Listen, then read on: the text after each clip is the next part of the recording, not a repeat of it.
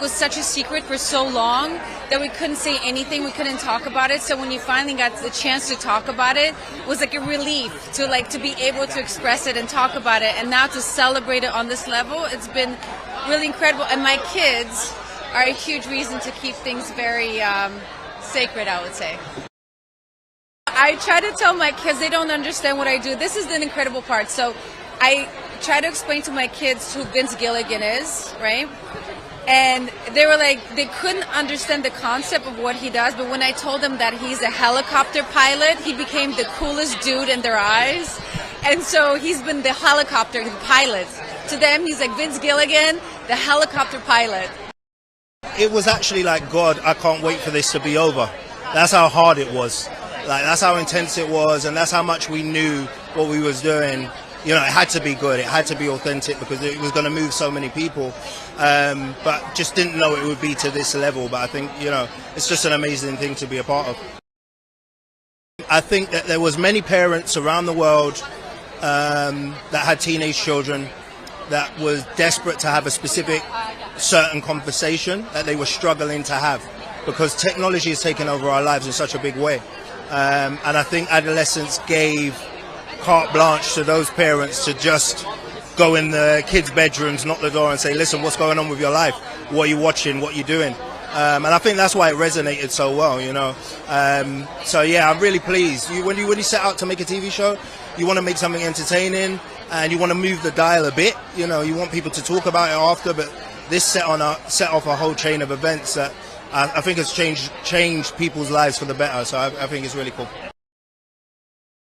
I think for the entire production, I'm in Devil in Disguise, show on Peacock, and we really had no designs for any of this. It kind of all over the course of the shoot, and I think since with the reception the audience and the critics had kind of bestowed upon it, it's all been very surprising, and in the best way, and we're all. So I don't think we ever really angled towards this recognition, but the fact that it's happening and it happened so naturally was really great. So I think we're dealing with it just as one would expect when you didn't expect it. Like, K-pop Demon Hunters will always be so special to me as like a little Asian American girl growing up feeling like it wasn't cool to be Korean, but now I'm like, oh, we are so cool. I mean, I feel like I've loved being Korean for the last like 20 years. But it's like, this movie kind of helps. Our show, Elsbeth, was in the drama category for the first 2 seasons. And we're really a comedy. So CBS petitioned, and the Critics' Choice was the first organization to say, yes, you can switch to the comedy category. And then we were rewarded with 2 nominations. So I feel relieved, you know, that all of CBS's hard work paid off with, you know, a recognition for the show, but also for me, and I just feel really, you know, grateful. You know, the line between Jacob and Chris is getting very blurry. Like I said, our writers are just as much experts on these characters now as we are. And so it's honestly a real gift. I never got this gift as an actor, to be able to come back to a character.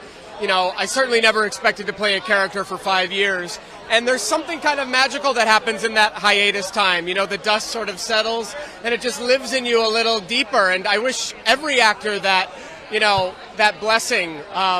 So yeah, it's not lost on me what a gift that is. Like getting to go away and come back to it. I knew it was special. I mean, I'm not going to lie. I haven't found the exact words because people have asked me that before, but many a time I would look over to Ryan and he was so happy. And he would look at me and he would say, I love this film so much. And to have someone smiling all the time and, you know, even during hard times with the weather, like, he was still very happy. So it's infectious, you know, when the person that's making it, that's, you know, putting everyone together likes what's going on. It makes you feel better about what you're doing. So. Well, we're shooting this year. It's going to be more focused on family. You know the way Noel writes, he wants to get into that nitty-gritty. And so we want to expand the show and look over what it means in terms of family relationships. I think that's what it's going to be. I don't want to say too much about what Morrow's doing, but hold on to your horses. That's what I was going to say. Korean women as minorities, like, we've this is a moment of feeling a lot of redemption in a sense, and I think that they really do feed into each other, like this sense of selfhood, and then also the way people are receiving that is kind of new in a sense for us, and I think we're just embracing that. It is weird, but it's just incredible. It's a dream come true as a songwriter. Like, when writing the song with Mark, like, it helped me go through a hard time and lifted my spirits up. So seeing it translate out into the whole world and lifting everyone's spirits up for the new year, that's just amazing, you know? So weirdly, it feels like uniting everyone. I knew we had a particular and special piece of material. I knew that. I was not sure how audiences would respond, because I hoped that audiences would not be expecting from Ryan Coogler. I hoped that they would not be expecting Black Panther 3. And I hoped that this film would be accepted and responded to on its own terms. And it has been. But I can't say that I knew that up front. I knew the second I read the pilot script that it was a genius concept, and I knew that I knew how to play this character. So to get recognition for it is, yeah. And to answer your question with comedy, I mean, in the theater, you know when the audience responds, but with our show, we know when our crew responds, and when we can make one another laugh. It's a true old school ensemble comedy, and we delight each other with our ridiculousness every day. So it's a great pleasure. That's how we know it's funny, when we're delighting one another. Our show is based on a true story, and 33 young men and boys' lives were lost. You overanalyze every single choice. Everything we did was so intentional. Our show focuses on the victims in a way that I feel like is different from other shows like this. But yeah, of course you go back and you sort of overanalyze and think, should I have done this differently or should I have done that differently? But being nominated for Best Lead Actor in a Limited Series is such an honor, because the critics, they see everything. And so it's a huge moment, and it's a huge validation. I have them in my heart every time I drive through the gates of Paramount, the place where I was a cater waiter in my 30s. Hello. I know I look like a vampire, don't I? But, you know, I think about the background actors. I think about the Uber drivers. That's what I did in my 30s to get to where I am now. I think about the fact that I am a happy, essential worker to distract people from the way of the world. They get to come back on the couch, whether solo or together with your family, and watch Matlock and feel every emotion on the spectrum. That's my goal, is to support. And to be nominated for supporting actress, I'm so grateful to the critics. But what I will say is that this film I felt the most exposed. You know, like, because when you're adapting IP, a lot of times you can kind of hide behind it. You know what I mean? And you know, maybe criticisms, or when it doesn't connect, you know, maybe it was the IP, maybe it wasn't me. You know what I mean? But with this, I did feel very out in front of it, you know, in a different way. But it was a blessing, man, that it worked out. It doesn't always work out like that, and we were fortunate in this case.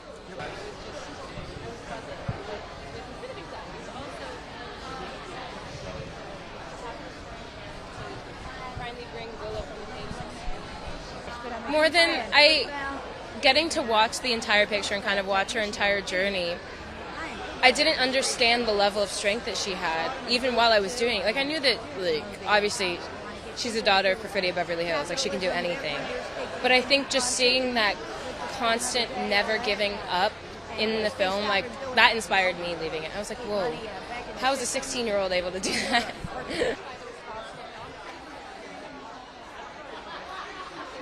No, I think it was very early on that I felt connected to it, and I felt like this is true, and it resonates, and it sort of just triggers stuff, you know, that you don't necessarily know what is, but it's definitely very emotional reaction to the material, both for my character, but also for the other characters. It's a lot of existentialism and a lot of this idea of being an artist and being a parent, all of that stuff. You know, I'm also a parent, so I it's something I think a lot about, how to be both, if it's possible. Yeah. Yeah, please. Oh, I mean, that's a testament to Quinta, the creator, and our writers, keeping it fresh. I think Quinta had a vision from the beginning of how the characters would go and what our arcs would be, and I think that was a thought in her head even before the show started about how we would continue on if we were lucky enough to go this long. While we were filming, we were just like in this like utopia. Like everything felt so right. The energy on set was always perfect. Like we got on so well, even though it was Louisiana, which is a magical place in itself.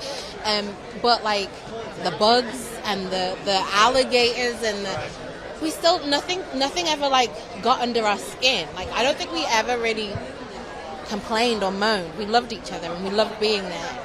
And then we would turn to each other and be like, do you think they're gonna feel how we feel about it? Because I feel like this about it. And it was just so amazing to have the public feel how we felt about it. Because that's not guaranteed. Like we poured everything in and the public received it. Story first, script first. I'd rather have a smaller role in a good movie than the lead in something that doesn't work. I think these are troubled times, and I think I would probably gravitate towards comedies, things that make us feel good about ourselves, things that are truthful. But I'm loving acting. Just love it these days. You're right. There's some people here who are breaking out this year, and I'm so excited for them.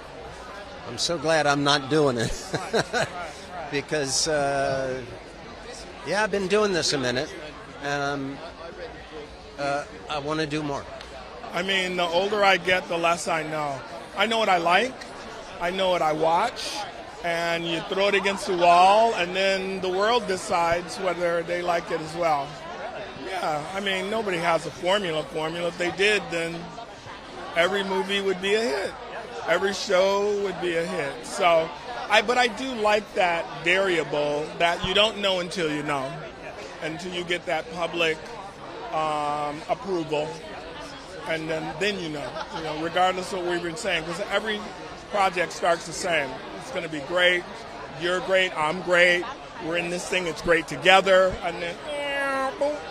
But I'm just in a good spot right now. I love the show I'm on, St. Denis Medical. I love my character, and I'm pretty happy. So we already knew everything there was to know about Leo DiCaprio, and then this year we find out that he can fucking whistle too.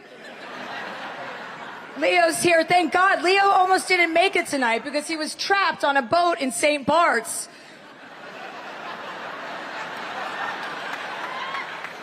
It was just like the Titanic, but worse because Jeff Bezos was there. Everyone in this room knows that the nicest guy in Hollywood was Rob Reiner.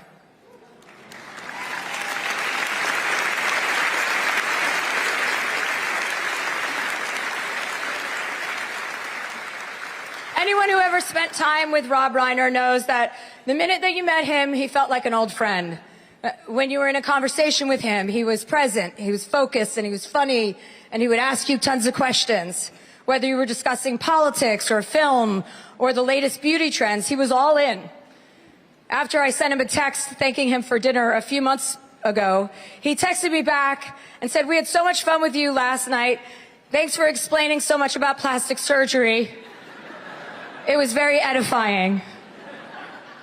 Rob and Michelle were tireless in their efforts to so many important causes, all stemming from one basic idea: decency.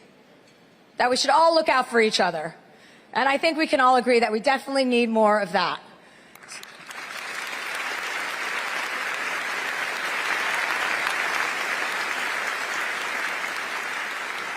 So, let's use tonight as a reminder of that decency and as a reminder of everything Rob and Michelle represented and fought so hard for. And on that note, let's get this show started. It's not just me. Look, what we do, it's not a game of football. Do you know what I mean? It's not a competitive sport. It's a team game. So my big congratulations to the other nominees for your marvelous performances. And to each and every one here tonight, enjoy the night. Spread a little bit of love. And in the words of John Lennon, all you need is love. Take care.